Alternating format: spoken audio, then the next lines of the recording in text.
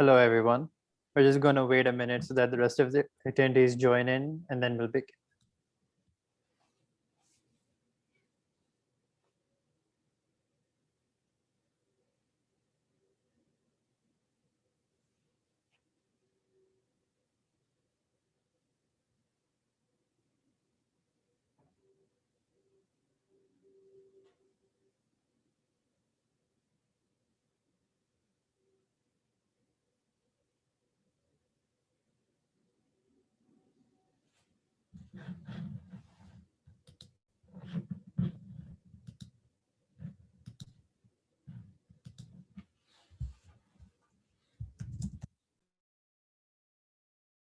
Hi, everyone. My name is Anirudh Devuri, and I'm the co-chair for this year's Michigan India Conference. I want to thank you all for tuning in. I would also like to thank Ambassador Roemer for graciously taking his time out of his morning to be here. Before we begin, I want to run over some information. Everyone's video and audio will be muted throughout the session. If you have any questions, whether they are related to the functioning of the webinar or questions for the Q&A, please use the Q&A function. The questions with the most upvotes will be asked at the end of the fireside chat. Today's session will begin with an opening address and introduction, which should last about 10 minutes, followed by the fireside chat itself, which should be 30 minutes, and then it will end with a 15 to 20-minute Q&A. I would now like to introduce Dr. Madhumita Lahiri, who will be giving the opening address. Dr. Lahiri is an assistant professor in the English department at the University of Michigan, with an additional affiliation in the Department of Film, Television, and Media. Thank you, Dr. Lahiri, for joining us as the moderator for today's fireside chat. Over to you. Thank you, Anirudh, and good morning, everyone. It's just a pleasure to be here this morning with Ambassador Tim Roemer. And we don't have a fireside, unfortunately, but hopefully we can fill in some of that warmth for you. So Ambassador Roemer is a former US member of Congress, a 9/11 commissioner, and an ambassador to India. He's currently the executive director and strategic counselor at AFCO Worldwide, where he works with clients on government relations and provides strategic advice. In 2009, he was appointed US ambassador to India, which is the experience that perhaps we'll speak most about today. During his time in office, Ambassador Roemer helped move India from being America's 25th largest trading partner to the 12th largest trading partner. He oversaw the signing of the Counterterrorism Cooperation Initiative, which broadened US-India coordination in intelligence, homeland security, border security, money laundering, and terrorist financing. He worked with the US government to assist India on the Global Center for Nuclear Energy Partnership, and he also strengthened US cooperation with India in technology transfers and sales in the defense and space industries. Before becoming ambassador, Ambassador Roemer proudly served for 12 years in the United States Congress as the representative for Indiana's 3rd Congressional District.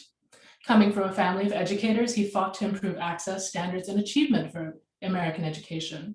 And he was known for his bipartisan work on getting laws passed and his insights on the Intelligence Committee. Ambassador Roemer was appointed to serve on the 9/11 Commission, and he helped pass the commission's recommendations into law. Now, like I assume many of you are students, so it might be interesting to know that Ambassador Roemer has not just a bachelor's degree from the University of California at San Diego, but he also earned a master's and a doctoral degree in American government from the University of Notre Dame. His football loyalties, for better or worse, are with Notre Dame, but we're very happy to have him here today. And he also mentions, which intrigues me enormously, that he collects first edition books and overpriced baseball cards. So Ambassador Roemer, welcome, and thanks for joining us. Thank you, Dr. Lahiri, and thank you for pointing out that potential conflict that we overcame between the University of Notre Dame football and Go Blue football. I'm on this call because my niece, who attends the University of Michigan, Julia, insisted that I be fair and talk to Michigan students. And it's been a delight to get to know you better, Dr. Lahiri.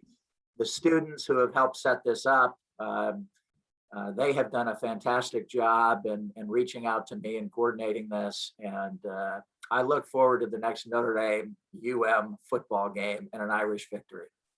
Well, Well, I'm with you. I'm looking forward to the game, and hopefully we'll all be in person. But we can move on to less controversial topics. So we were just chatting before this, and you sounded enormously optimistic about the direction of U.S.-India relations right now, and I wondered if you just had some general thoughts on that. Yes, let's start there. It's a great place to start, particularly after the last couple of weeks and the emphasis on the U.S.-India relationship by the Biden administration. This is something that is anchored in the U.S. foreign policy. We saw this shift back in the Clinton administration to put more emphasis on the U.S.-India relationship and begin to remove this hyphen, which was a U.S. India hyphen Pakistan relationship. It used to be, and maybe this is before some of your students started studying this subject, whatever we did to India, we almost had to do with Pakistan, coming out of the Cold War mentality. That has completely been turned on its head, starting with Clinton into the Bush administration. The Obama administration, before the President of the United States sent me to serve our country to Delhi, we sat down at the White House and had a long discussion about how important India would become. As we recall, the Obama administration had this pivot or a rebalance in strategy to Asia, with India at the center point of that relationship. So the president told me before departing for India, he will personally get involved in issues. He will help resolve them through the US political system. He would do the first state dinner with India, and he would take his longest trip abroad to India, showing that this was going to be one of the most important, if not the most important, bilateral relationship for the United States of America, eclipsing in many ways, Dr. Lahiri, UK, Germany, France, Canada, and other strong allies of the United States. The India bilateral relationship was going to be central to what the United States wanted to achieve going forward. We saw even the Trump administration do certain things in deepening the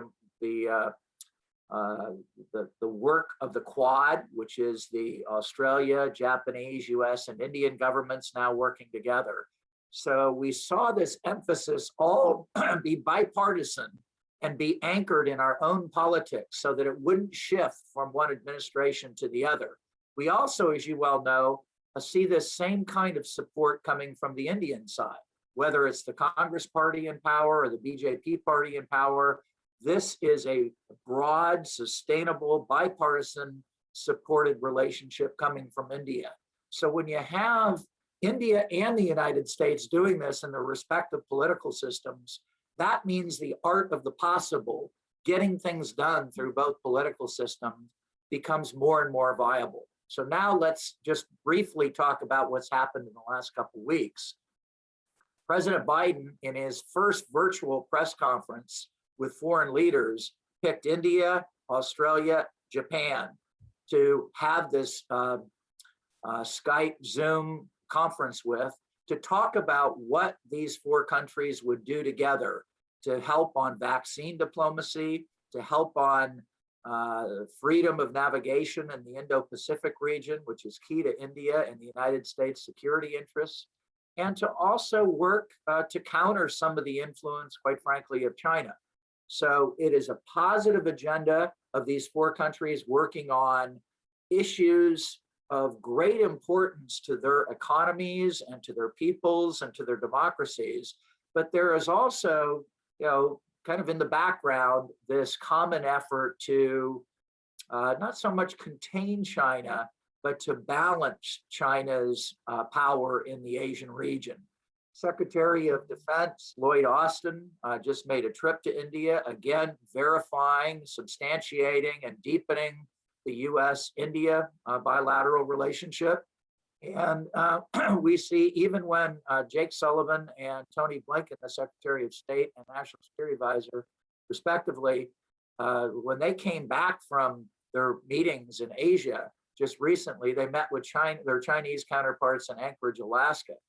And, we saw some fireworks there. The Chinese broke protocol, talked about in some negative ways the United States a democracy, and made accusations, I think, that caught the U.S. a little bit by surprise.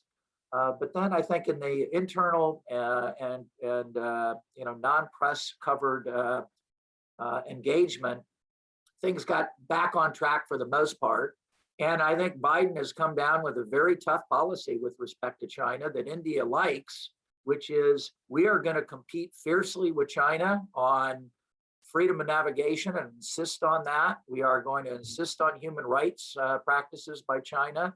We are going to compete on technology and not rely on their technology or supply chains.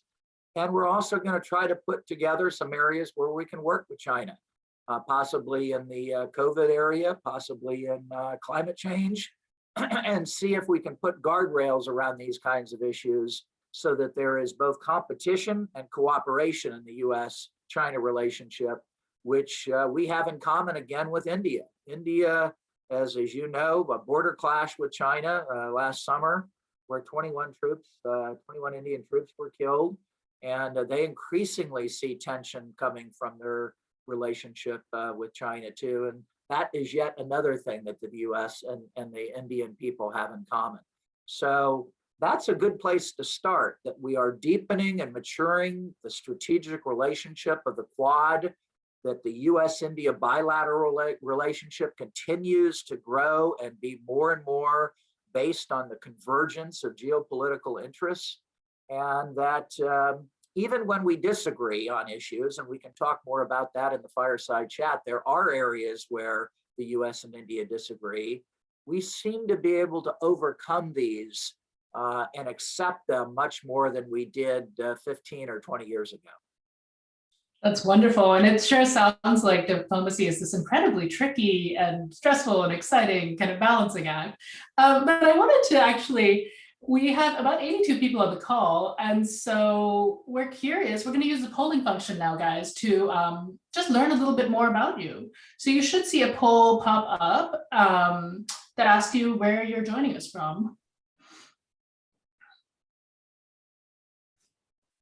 If you can just weigh in on that.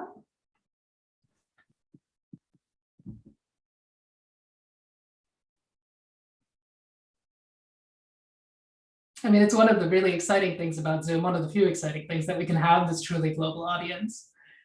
So let's just give it a few more minutes to see all the results come in.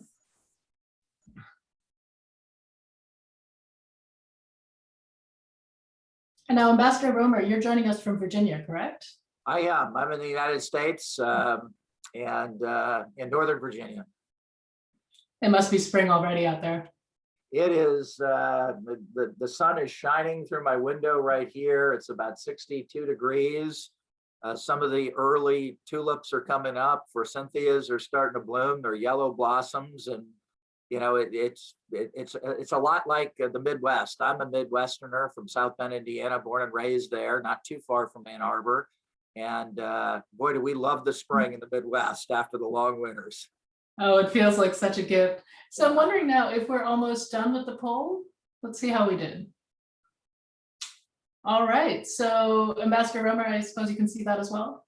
I can. I'm in the minority here. A lot of people joining from India. It's great to see. Yeah, that's great. And it's a testament to how well the organizers of the conference did with the time difference. I've got one more poll for you guys out there. And this one is maybe a little touchier. It's going to ask you what should be the highest priority for bilateral relations between the two countries.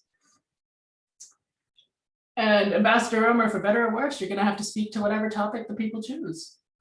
I'm ready. They're all pretty good, and all of them in pretty good shape these days too. Is that just what it's like being an ambassador or congressman? You just got to roll with it? There's a lot of that. You know, I'm sure we'll talk about, you and I, you know, prepared for this. And one of your questions might be, you know, what's the average day of a U.S. ambassador? There is no average day. Things happen, surprises pop up. You know, you have plans. I traveled a lot in India. I had great advice from my friends in India, who I've known for many years, who said right away, don't spend all your time in Delhi. You know, get get to meet the people, the regular people throughout the country, sample the cooking and the food, go to the tiger parks in places like Ranthambore and Kazanragi, and up in the Sundarbans by Kolkata. Experience, the mountains of the Himalayas and the beaches of Goa. It's a beautiful country, and getting to know the different states and what the states are doing. Some states are just exploding in their economic growth. Different opportunities or different governments of different states. There are different challenges, like in the UP, which is the biggest state in India, on development issues. So it's fascinating to travel. So there's never one day that's the same. Yeah, I can't even imagine. And I have to say, you've kind of exacerbated all my pandemic-induced kind of travel longings with that list of all the wonderful things to see in India. I'm curious, so your family was there with you as well, right? Yes, we took all 4 of our kids. I think it's the biggest family that we've ever had in our embassy in New Delhi, in the Roosevelt House there. And initially, they did not want to travel and go. They were very happy in the United States as teenagers. They decided to go with us. We insisted on it, and it was one of the best experiences of their life. In fact, a few of my 4 didn't want to come back to the United States. They were having such an interesting, fascinating, wonderful time in Delhi and traveling through not only India, but up into Bhutan and Sri Lanka and Nepal and the entire region. Yeah, that sounds amazing. And we do have the poll results in. It seems to be neck and neck between education and climate change or sustainability. Certainly issues that are close to my heart. But let's go back to what you were saying about the fact that there is no typical day of an ambassador. So you became the ambassador to India, which is one of the US's biggest and most important missions. What was that like, showing up there, having to deal with all these different kinds of issues and people? And so the ambassador has a number of hats that they wear. One is they're the mayor of one of the biggest embassies and consulate systems in our government. We not only have about 2,500 people in our employ, we have the main chancery and embassy in the capital in Delhi, but we also have consulates, 4 consulates spread throughout India, which I am responsible for coordinating their communications. I visit them, trying to make sure that what we're doing is consistent and uniform with our messaging, our policies, our outreach. So that is, one of the principal concerns, is trying to make sure that we're managing the relationship on the priorities and establishing those priorities and moving them forward every day with our government and with the Indian government. You're also, front and center for standing up for the American values. We have a democracy of 330 million people. India has 1.3 billion people in their democracy. It's a great honor to represent my country to the people of India. We start our constitutions with the same 3 words: we, the people. We are representative democracies and republics, and have the capability and the potential to set the agenda for the world when the United States and India cooperate and combine and can work together on things like education and climate change and defense and Indo-Pacific security. I'm also, responsible for, projecting the American values of human rights, of freedom, of rule of law. And I remember one of my instructions from President Obama was very clear. He said, "I do not want you, Tim, just sitting in Delhi getting to know the prime minister and the parliament and the CEOs. That's one part of your job. Your other part of your job is to go travel throughout India where no ambassador has ever been before, and to visit the common people and to show them and to connect with them on what our values are." So I did. I traveled to all of this. I think I made it to all 28 states at the time.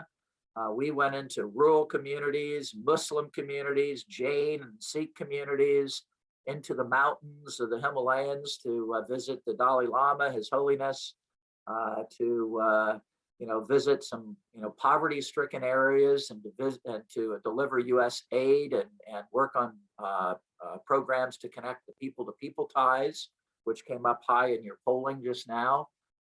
So that's a big part of the job.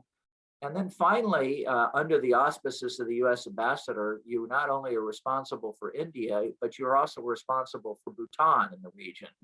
And getting to know the Bhutanese people, that they are now, as everybody knows, transitioning from a monarchy to representative democracy. They're very interested in working closely with the United States of America and with the people of India, their neighbor. And so facilitating regional relationships is very key too. President Obama had me go to visit Afghanistan and to Bangladesh to work on security agreements between those countries. So you're not limited in your role as ambassador to India and Delhi.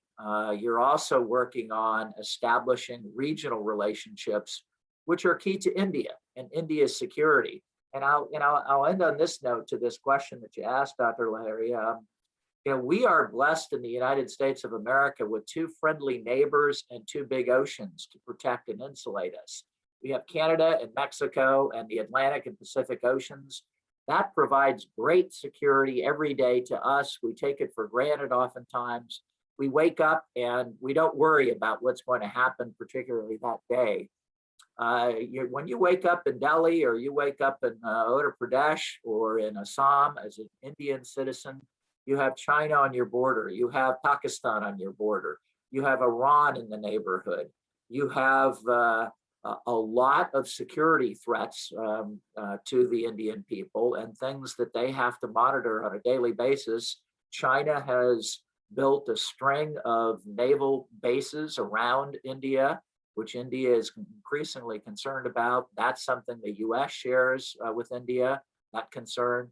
So, just the perspective that you learn when you're an ambassador in a country like India, what we have in the United States and our security relationship and the kind of insulated borders we have compared to what Delhi wakes up to every day is very, very different and very challenging.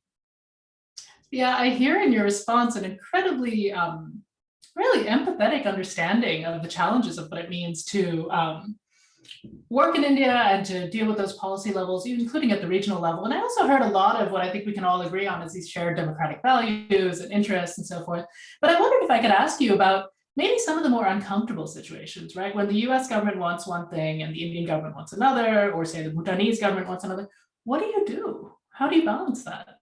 So that's a great question, and many of your students, I think, are contemplating going into public diplomacy, working for the State Department, maybe working for Google or Infosys or an international company in global affairs, and getting more involved in these kinds of areas. I think one of the things that you learn, Dr. Lahiri, over time is you learn how to manage disagreement, and that you cannot expect, nor can you force agreement on every issue. And so for the United States, and I can give you an example in a moment, for the United States, as we deepen and mature and strengthen our strategic relationship, as we have on defense, as we have in people-to-people ties and higher education and now climate change and the Quad, we also can't expect India to agree with us on issues like Iran. India has a long cultural, religious, political relationship with Iran. Iran is a neighbor. They don't see Iran the same way we do. They want, nuclear non-proliferation agreement with Iran, but they don't necessarily want to do it the same way we do, with always leading sometimes with tough sanctions. So for us to then say to India, well, you don't agree with us with Iran and the perspective there, so we are going to pull away from you on some of these other issues of concern. That is cutting off your nose to spite your face. And the way you work on Iran one of the things I tried to counsel the United States government on, having lived in India, was, look, let's not send our people into India pounding the podium saying, India, you either agree with us on sanctions or else, but quietly talking to India about their concerns about where they actually get their oil and gas, that they had contracts with Iran that they couldn't break, that were affordable to the Indian people. India is very concerned about where they get their energy and their dependence there. So we talked very quietly behind the scenes to the Indian government. We can replace some of the oil and gas that you get from Iran at very achievable and very sustainable levels that will actually better your contracts. We can also help you begin to move from maybe dirty coal to cleaner coal to renewable to new technologies in solar and wind. And so, the pollution issue becomes less a domestic issue for you in India, and your people, your citizens have healthier lives, less asthma, less Indians dying of health-related disease due to pollution areas and issues. And so that quiet diplomacy, rather than beating the table saying you must come with us, what was in India's interest to get to an agreement on what they wanted on both non-proliferation issues and sustainable energy concerns. And to India's credit, I think they went from relying on something like 16 to 18% of their imports from Iran on energy and gas down to about 7 or 8%, which had a huge impact on Iran and pushing them toward peace and nuclear negotiation, which we know India has always promoted back to the Gandhis in the Gandhi era, to India achieving cleaner energy sources, a win-win situation for India, for the United States, and for the region. But the way you do that, Dr. Lahiri, is very important in managing a relationship that is so visible as it is between the United States and India. Yeah, absolutely. It sounds like quite an art of relationships, right? And you've also very nicely brought us with that example to an issue that I know is close to many of our people's hearts in the audience, which is around sustainable energy, right? So I know that people have been taking attention to, for instance, how with the changing energy market, whether nuclear energy continues to be relevant. I know you've done a lot of work on nuclear power, and also particularly with clean energy sources like solar and the International Solar Alliance. So do you see ways in which the US and India can work together in terms of sustainable energy, both domestically and in terms of helping smaller countries perhaps get out of this kind of fossil fuel stage and all the problems we've had with it?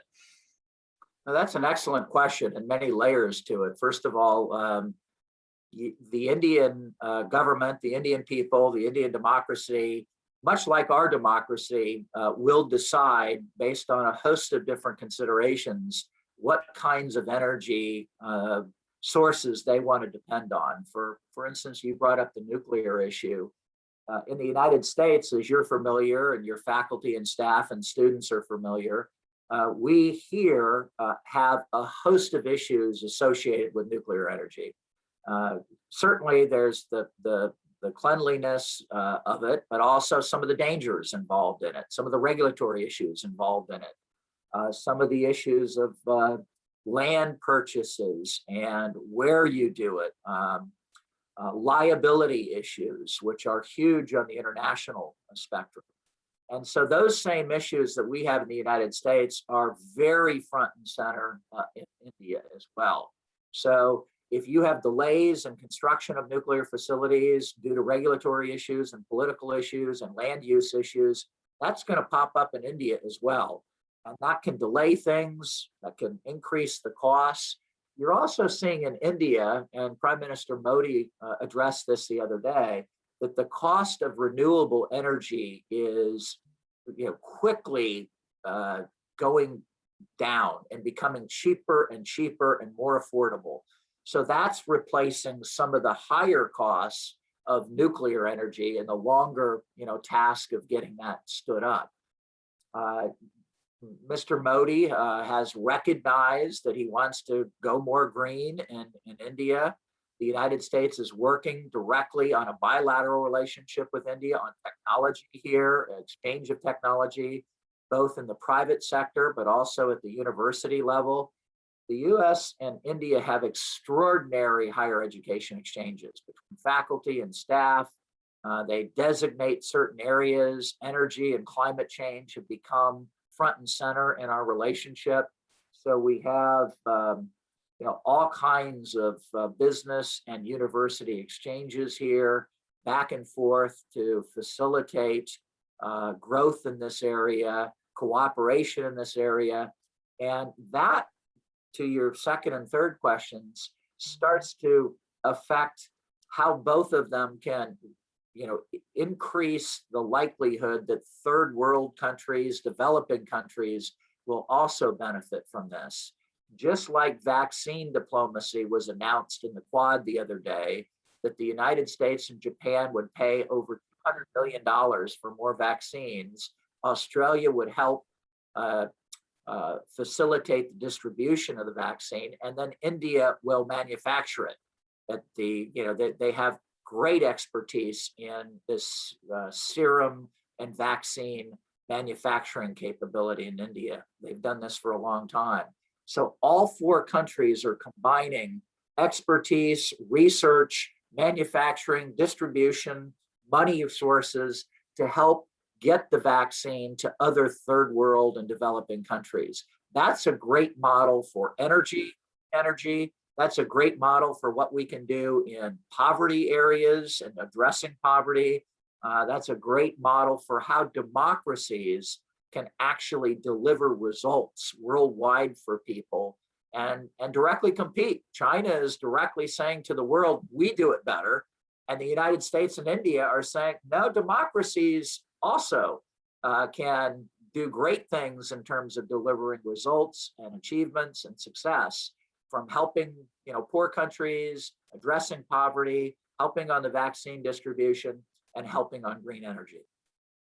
Absolutely. And what a wonderfully hopeful note, as we're all hoping to get out of this pandemic. And it sounds like then that the ways in which the Indian pharmaceutical industry and WHO and the US can work together to really make this, what we've gone through in the last year, maybe not happen quite so badly. I've got another question for you that maybe goes less to the collaboration side and more in terms of what's happening with multinational commerce, right? As you know, India has opened up more and more. We've got a lot of multinational corporations, including a lot of US corporations coming into the Indian market.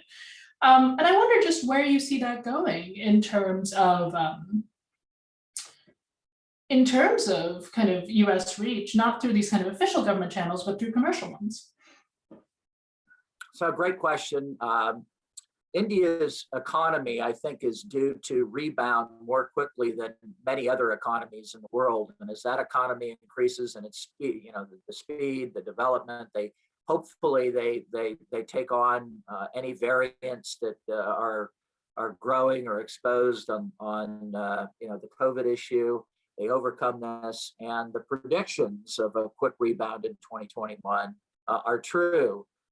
India has been very successful in attracting investment in information technology, chemicals, telecoms, high-skill workplace issues. They will continue to do this with a quickly rebounding economy. The United States, in working through different issues, also is very interesting in assisting India with this development. It also applies to third parties in other countries.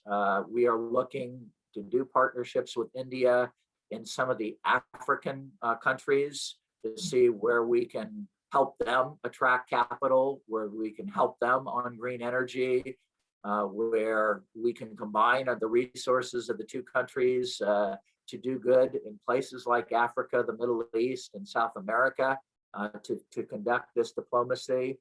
And quite frankly, again, compete with China, who's got the One Belt, One Road initiative, which sometimes is helpful to other countries and sometimes is a debt trap.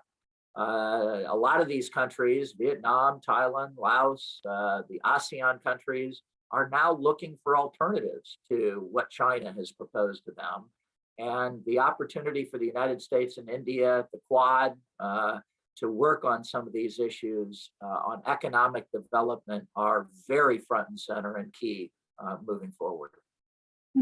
Absolutely. And we'll go to the Q&A soon. We've got a lot of questions coming in, but I wanted to ask you the question that was in the second poll, right? So we asked our audience what should be the highest priority in terms of bilateral relationships, and we got climate change, sustainability, and education. So Ambassador Roemer, what would you say? What would you have voted? Well, I will say that I agree with the polling, but I also disagree with the polling. I think almost every one of those issues you listed are on the list right now of where the United States and India are working to broaden and deepen the bilateral relationship, either doing that directly country to country or doing that through the Quad. And let me give you a couple examples. Certainly what the participants and the viewers said is true. Higher education initiatives and exchanges, faculty and university exchanges, business to business exchanges, not even done through government. I think the United States is now India's largest trading partner. India is the 9th largest trading partner for the United States. That in the Cold War was virtually non-existent, especially in defense. So imagine 25 to 30 years ago to today, and to see how engaged these two great democracies and economies are in these various areas. It is night and day in the defense relationship and the security relationship. In the Cold War, of course, the United States partnered more with Pakistan and India with the Soviet Union. We did virtually zero business with the Indian government on the military and defense side.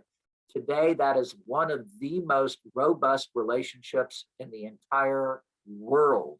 The United States does more military exercises with India than it does with Japan or Great Britain or Germany. That is a staggering thing to think about.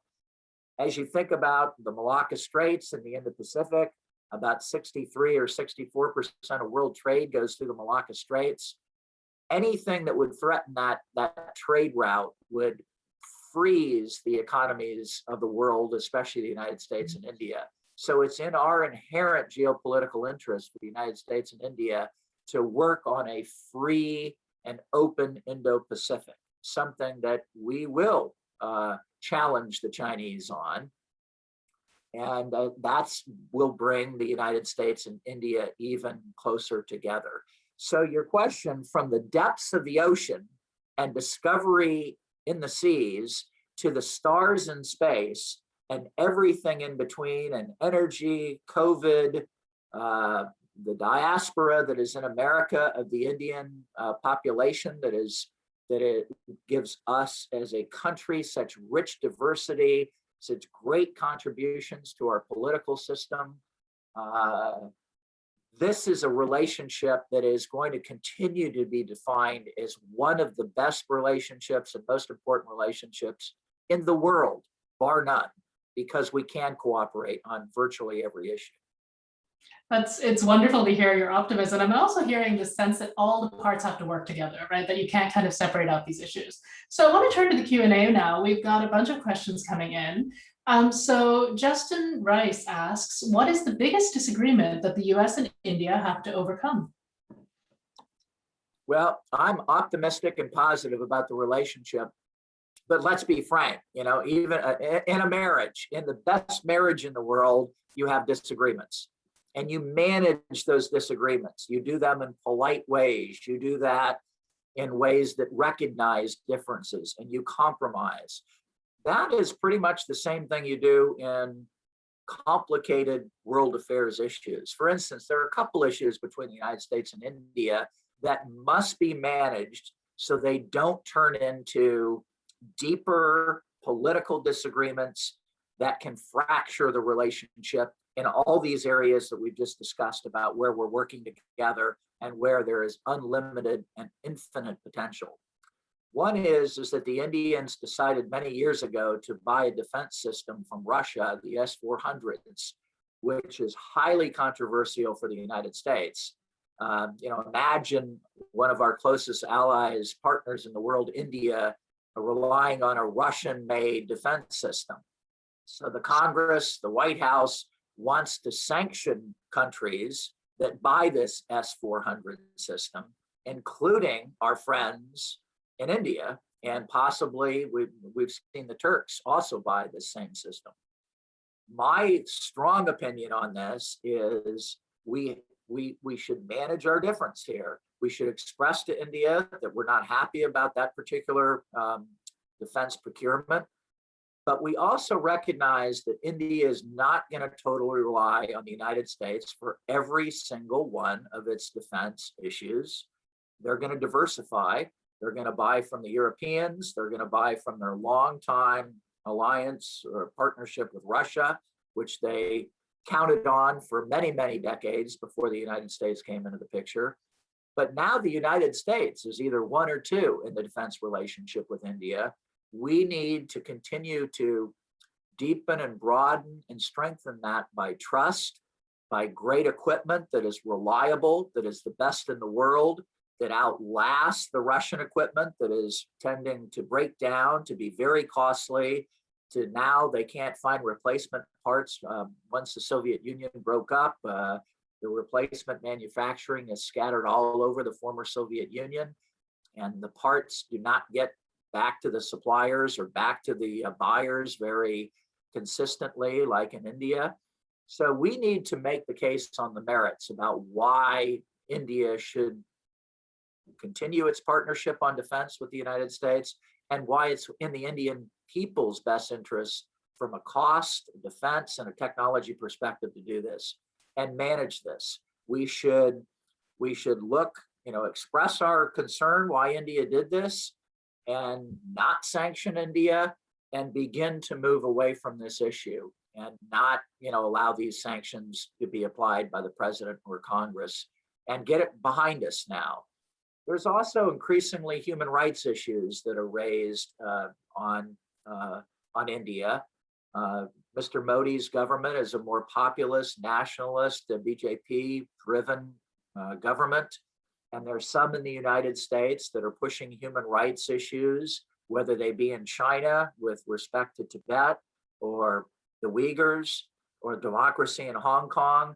And some of those same people on Capitol Hill are insisting that human rights be respected more equally and forcefully in all places of the world. That's something that we need to manage diplomatically. We know we have problems with human rights in the United States of America. How do democracies, as we are challenged across the board these days in delivering results for our people, how do we build confidence in India and the United States that representative democracies are strong, are vibrant, can withstand criticism on human rights, and that we can manage these and continue the arc of justice to improve human rights in both our countries, which are essential for our peoples and our values. So managing this, not taking every complaint we have on human rights publicly and demanding India change tomorrow, just as India does not do that to the United States with some of our human rights problems. Yeah, that sounds absolutely right to me. And I think just a reminder to those of you in the audience, if you want a specific question answered, just go ahead and upvote it. So the next one we have goes back to the Quad, which you've also already mentioned a few times, Ambassador. And so Shushma Rao wants to know, how do you think India plays an important strategic point in the Quad Pacific? So they already are. We were working on the Quad when I was ambassador. The Quad, to give bipartisan historical context, first came into place under George W. Bush back in 2004. We remember the horrific tsunami and earthquake that devastated regions in Southeast Asia. India, to its credit, came to the fore to want to help other countries in the devastation and the destruction and the repair of this. So we started the Quad back then under a Republican president. We've deepened it under Democratic and Republican administrations ever since. And when President Obama again gave me instructions as US ambassador, he said, how do we deepen the Quad, Tim, and expand that with India on disaster relief? C-130s and equipment that can, deliver disaster relief, food, heavy equipment to deal with the flooding issue and the earthquake issue to repair it. How do we make India the centerpiece of some of these disaster relief efforts in the region? So the Quad came about as a result of that coordination between four countries, again, Japan, Australia, India, and the United States, and has since expanded. We expanded it during the Obama administration into a few new areas and tried to deepen its results and its outcomes, not just simply have statements that we all agreed on, but how do we implement outcomes on this? And then President Biden, skipping ahead from 2004 and the initiation and origination of the Quad, just recently announced this historic Quad agreement on vaccine development, distribution, manufacturing, and helping other countries. So we've taken this full circle from Japan, Australia, the United States, and India helping on disaster relief to now helping on the recovery of COVID and ways to do that throughout Asia, not just the United States and India on this. And that Quad will expand on areas of the Indo-Pacific, climate change. The Biden administration is working assiduously on this. I had a briefing the other day from the White House about the outcome of the Quad meeting, and they will continue to make this the number one priority going forward, which is really very, very good news for the US-India relationship, that the Quad has taken on such great importance moving forward. Yeah, that is terrific news. Well, we've got a fun question from Mohini Katyar, who thanks you for the information on the US-India relationship and wants to know how you connected with local people in India. So perhaps you have a story for us or some details? Well, that's a great question, and I love the questions about the people. I'll give you two quick stories. One is when President Obama came to visit us in Delhi. It was his longest trip abroad. He came with Michelle, the First Lady, and he was in India for about 4 days, 4.5 days, which is a long time for a president to go overseas. And as a former professor, or maybe he's always a professor, you can relate to this, Dr. Lahiri, he always asks the toughest questions. And so he said to me, Tim, why is this relationship so important and how would you capture it in one experience? I said, oh, Mr. President, okay, I've got 10 experiences every day that are just amazing as ambassador in this great country of India. Let me give you one of them. On the day they celebrate Gandhiji's birthday, October 2nd, we are invited to an event in New Delhi where Gandhiji's ashes are actually there encased, and there's an eternal flame. And the Indian government invites every major religion in to say a prayer to honor Gandhiji's history of helping bring the independence and the democracy to India. And I said, Mr. President, it's an amazing event because in the United States, we have, 3 or 4 or 5 major religions. The event would be solemn and respectful. It would take, 15 minutes or so, 20 minutes. In India, there are 20 or 25 major religions. Hindu and Muslim, Christian and Jew, Jain and Buddhist, Sikh, and the list goes on and on. They all give their hymnals, their prayers, and it is an extraordinary service of respect. And I said, Mr. President, think about all these different religions. And in places in the Middle East, there are 2 major religions that don't get along. We have all these religions in India. They not only get along, they then go out and vote in a democracy at the local level, the state level, the national level. They have parliaments, and they respect the outcome of all those religions in this representative democracy. This is really a beacon, like the United States is, of values, of democracy, of hope to the rest of the world. And I think it made quite an impression. That kind of story made an impression on the president, and just deepened his resolve to, continue to commit to this U.S.-India relationship. Another, quick story is, just getting out into, the rural communities and meeting, the average person on the streets. I remember one time I was in Patna in Uttar Pradesh, and I decided to pedal one of the rickshaws and actually get on a rickshaw and put Indian guests in it. And I was the person doing the work. Every camera in India caught it, and it propelled me to this, I don't know, some kind of fame in India, where there are something like 10 or 20 million rickshaw drivers in India all over the country. And oftentimes they would come directly through my security for the next 6 months and try to give me hugs and say, your respect for us and our jobs by you doing this showed that you value us, and that you will give your host, your country where you're hosted, the same kind of respect to every person that you would in America. You do that here as the United States ambassador in India. So there are small things you can do to just show respect to other people, and try to do it in a genuine way, without breaking protocol or culture in India. And then there are the bigger issues that President Obama and I talked about as well, too, that it's the whole spectrum when you're a US ambassador.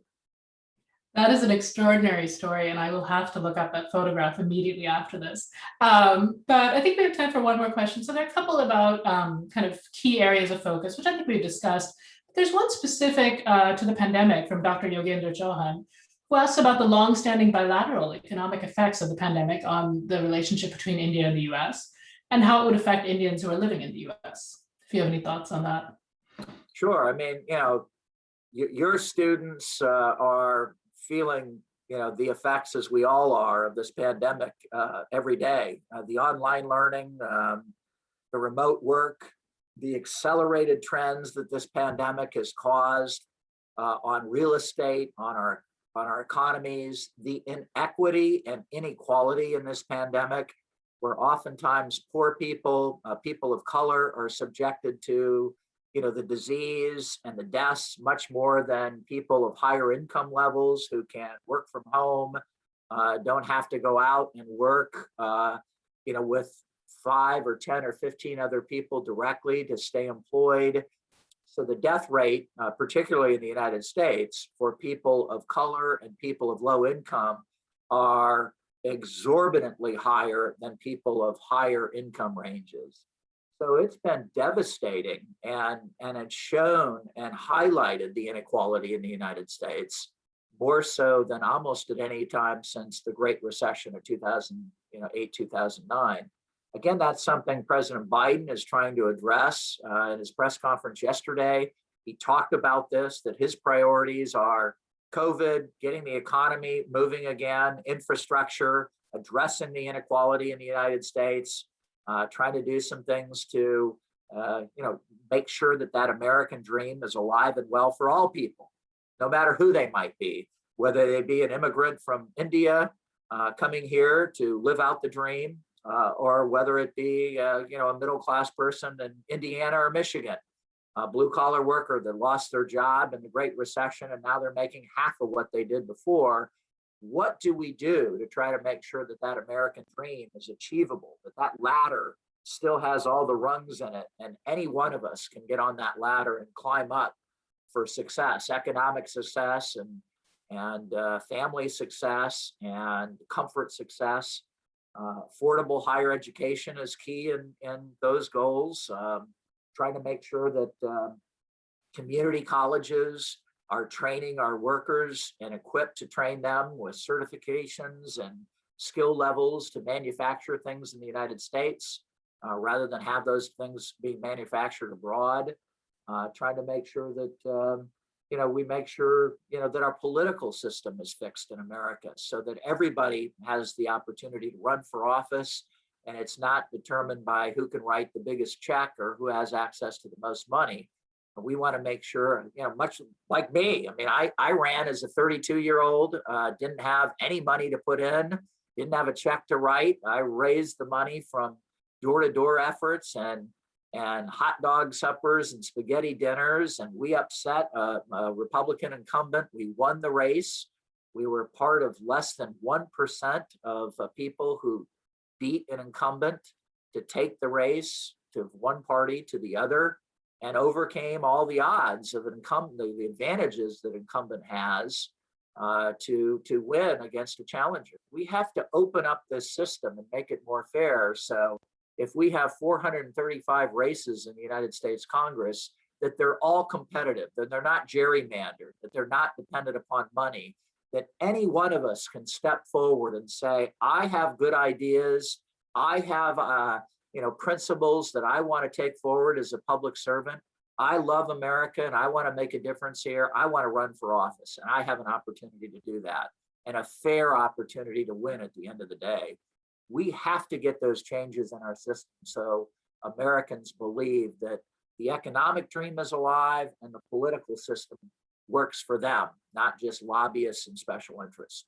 So those are big challenges ahead. I think President Biden has identified those challenges as his highest priorities. I think he's off to a very good start. I won't hesitate to criticize him. I think if he gets off that, that's the beauty of our system too, that any one of us can criticize the President of the United States when we disagree. I think he's doing a great job, and I think he's doing a great job both on the domestic side and on the U.S.-India foreign policy side.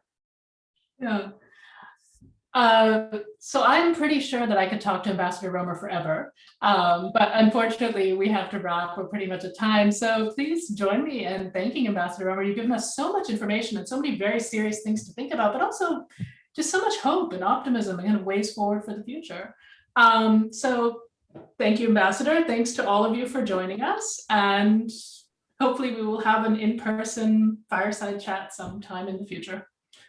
I enjoyed it, Dr. Lahiri. Thank you to you for a great interview, keeping it on schedule and on time. Thank you to the Ross School, to the University of Michigan for having a Notre Dame graduate on the Fireside Chat. And I hope you'll invite me back. I'm very impressed with your students who helped me set this up. Thank you. Thank you, Ambassador.